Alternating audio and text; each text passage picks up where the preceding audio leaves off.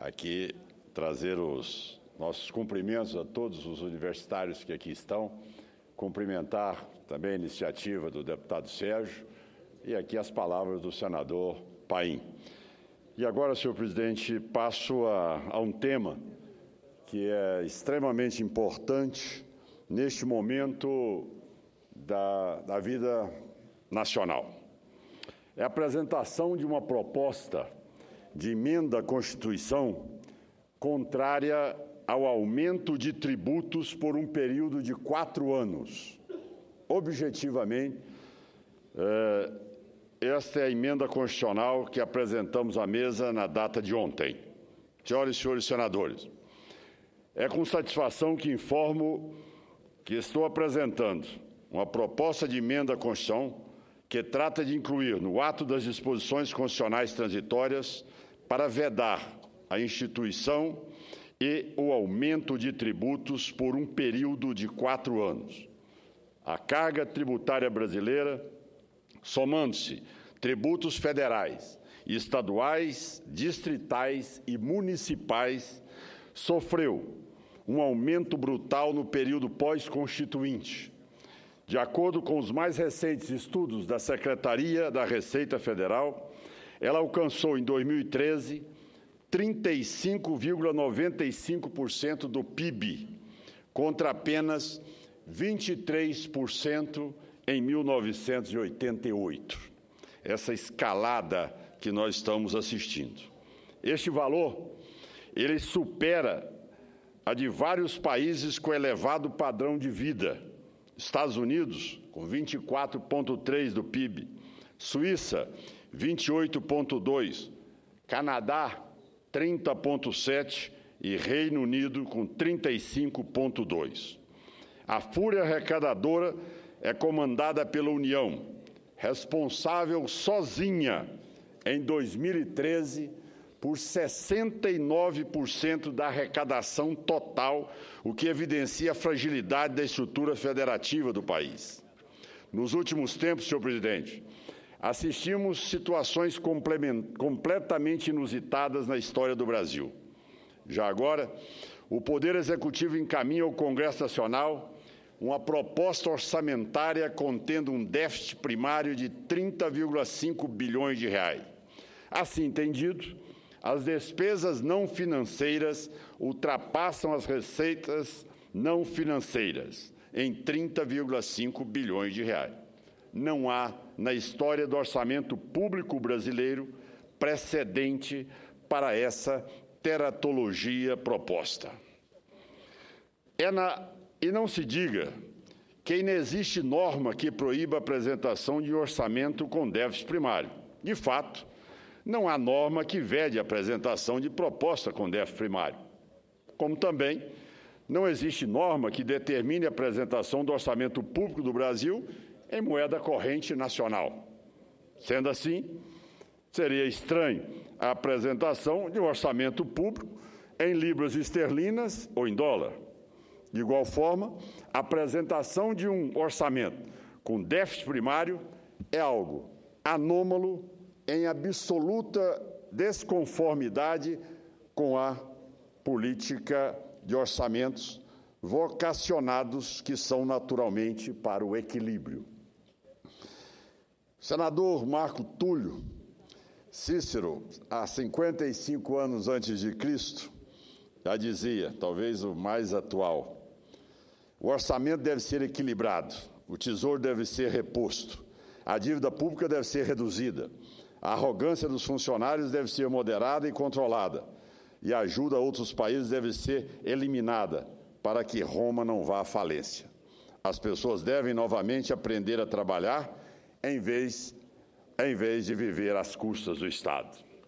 Realmente, isso mostra ou descreve a realidade em que o Brasil vive hoje. Alguns dirão que o encaminhamento de uma proposta orçamentária deficitária foi uma mera provocação ao Congresso Nacional, ao pretender terceirizar aquilo que é responsabilidade inerente do Poder Executivo. Mas a verdade é que esse déficit primário é produto da mais extraordinária sucessão de erros de política econômica que se conhece na história recente do Brasil. É a arrogância combinada com a ignorância. E dessa combinação resultaram os erros fantásticos, conhecidos por ora na contenção indevida de preços administrados, como a gasolina, as tarifas de energia elétrica e outros tantos. Ora, em virtude de uma mudança desnecessária e inconveniente nos procedimentos relacionados à exploração de petróleo e gás natural, passando do regime concessão para o regime de partilha. Tudo isso, senhor presidente, associado ao mais notável escândalo de corrupção na administração pública da história brasileira, e certamente um dos maiores do mundo, resultando no enfraquecimento da Petrobras, empresa de destaque no cenário internacional e orgulho do povo brasileiro, que perdeu mais de 80% do seu valor de mercado. Passou a ser ridicularizada nos mercados do mundo inteiro e alvo de inúmeras ações nos Estados Unidos, cujo desfecho poderá resultar em novos prejuízos financeiros e danos à imagem da Petrobras. É nesse cenário que iremos examinar a malfadada peça orçamentária deficitária. Ao encaminhar a proposta, o governo dizia que não havia como cortar mais despesas. Já agora, apresenta novas possibilidades de corte, acompanhadas de propostas de aumento de tributos. No início dessa semana, o governo afirmou que pode cortar mais 26 bilhões de reais. Vejam bem, não estamos falando de 25 mil reais, mas de 26 bilhões dos 30 bilhões de reais que integravam o déficit primário. E há poucos dias atrás dizia que não tinha como cortar mais. Contudo, o que acontece nesse governo? As afirmativas não devem ser levadas a sério. O que se presumia fosse uma conclusão refletida e bem fundamentada, era apenas um ensaio impróprio à prática republicana. Tudo é falso, tudo serve a um único objetivo: a perpetuação no poder a qualquer custo, inclusive quando esse custo implicar sofrimento para o povo brasileiro. Poderia cortar mais? Quem sabe? Quem pode afirmar isso com segurança? Onde está a clareza em um governo que não tem rumo, não tem destino, e não tem palavra e não tem credibilidade? Poderia cortar mais? Não se sabe. O orçamento é uma caixa preta. O que sabemos é que não se pode confiar nessas afirmações do atual governo. Poderia ter explorado outras possibilidades? Sim. A perspectiva da repatriação de capitais brasileiros que foram remetidos ao exterior, fugindo das regras aplicáveis à tributação e ao sistema brasileiro? Mas, infelizmente, o governo não tem credibilidade e em seu projeto propõe transformar o dinheiro da corrupção em dinheiro lícito, ou seja, criar uma lavanderia oficial para lavar dinheiro da corrupção. Esses recursos, advindo de um processo de repatriação, eles, sem dúvida nenhuma, seriam e teriam que ser repassados, parte à União, mas também aos estados e municípios.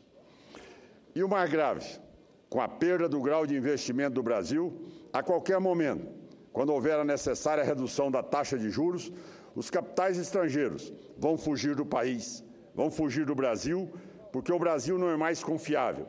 Vão fugir do Brasil porque a remuneração não é competitiva em relação a outras modalidades de aplicações.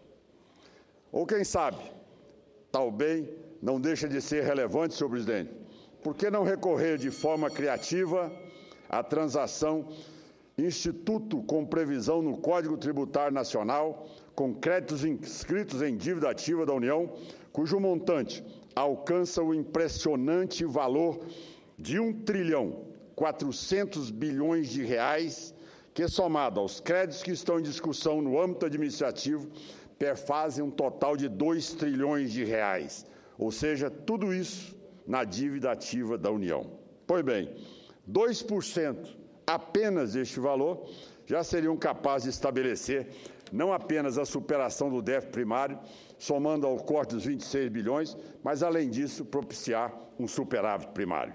Mas isso requer competência, dedicação e trabalho, predicados que sabidamente faltam ao governo. Então, o governo faz, diante desse quadro, apresenta uma proposta de aumento de impostos. Proposta corta, mas exatamente propõe aumentar impostos. Com que objetivo? Para cobrir a incompetência do governo? Para cobrir a corrupção praticada no governo? Para cobrir a falta de disposição e a criatividade para encontrar fontes alternativas para enfrentar a questão do déficit primário? Em outras palavras, punir a sociedade brasileira pelos pecados do próprio governo. Transferir para o povo brasileiro a responsabilidade dos governantes deste país. Desse modo, a proposta de emenda à Constituição apresentada pretende estabelecer um compromisso com a nação, o de não aumentar a carga tributária nos próximos 4 anos, período suficiente para o Congresso Nacional costurar um novo pacto federativo em parceria com o futuro governo menos intervencionista, mais amigável com a livre iniciativa e a produção de riquezas. O país inteiro demonstra compreender claramente que ajustes fiscais, como os que hoje se impõem em virtude de recorrentes erros de política econômica e da corrupção sistêmica, somente devem ser tratados pela via do corte de despesas. Encerrando, senhor presidente,